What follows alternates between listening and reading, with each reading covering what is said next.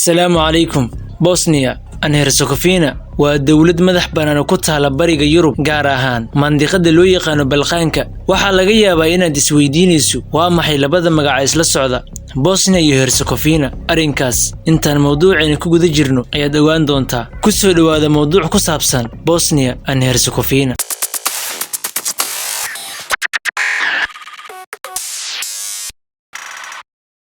Bosnia waxay dhacdaa koonfur bari Yurub mandiqada loo yaqaan Balqaanka. Waxay ka mid ahayd dawladii Yugoslaafiya loo yaqaanay ee burburtay bilowgii 90-maadkii. Bosnia waxay xuduud la leedahay Croatia oo dhanka waqooyiga, galbeedka iyo koonfurta deriska la ah. Dhanka bariga waxaa xuduud kala leh Serbia, koonfur galbeed, Jamhuuriyadda Buurta Madow ama Montenegro. Bosnia waxay leedahay xeeb aad u yar oo 26 mitir oo kaliya oo ku teedsan badda Adriatica. tirada dadka Bosnia waa 4,600,000 oo qof. Caasimada Bosnia waa Sarajevo. Badka Bosnia waa 1,050,000 oo iskuweer ah. Waxaa lagu hadlaa Bosnia 3 luuqadood oo kala ah: luuqadda Bosniga ah, Serbiga iyo luuqadda Kroatka. Bosnia waxaa dega 4 qowmiyadood oo kala ah: qowmiyadda Kushnaaqa, Serbiga iyo Kroatka. Laakiin waxa ugu weyn qowmiyadda Kushnaaqa oo ah muslimiin, waxayna degaan waqooyiga Bosnia iyo koonfurta Herzeg. Magaca marka koowaad waxaad ogaataa in farqiga u dhaxeeya labada magac ee iswata ee Bosnia iyo Herzegovina uu yahay oo kaliya farqi juqraafiyeed ee uusan ahayn mid cirqi ama qowmi ah. Wabi lagu magacaabo Bosnia wixii waqooyiga ka jira waxaa lagu magacaabaa Bosnia, wixii koonfurta ka jirana Herzegovina. Haddaba magaca Bosnia oo ka imaaday sida la isku raacay wabiga ugu weyn dhulkaas ee wabiga Bosnia iyo mandiqada juqraafiyeed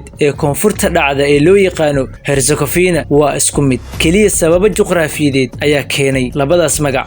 taariikh ahaan mandiqadaas taariikh aad u dheer ay leedahay. bini'aadamku ilaa waqti aad u dheer ayuu deganaa. waxaa soo maray duulaano, imbaradoriyado iyo xukunno kala duwan sida Quudiyiintii bari, Roomaanka, xukunkii Byzantiniyiinta iyo Cusmaaniyiinta iyo imbaradoriyaadkii Austria-Hungariya ilaa Jamhuuriyaddii Yugoslaafiya. ugu dambeyn xurriyad Bosnia iyo Herzegovina. mowduucin maanta ayuu ku egyahay. wassalaamu calaykum waraxmatullaahi wabarakaatuh.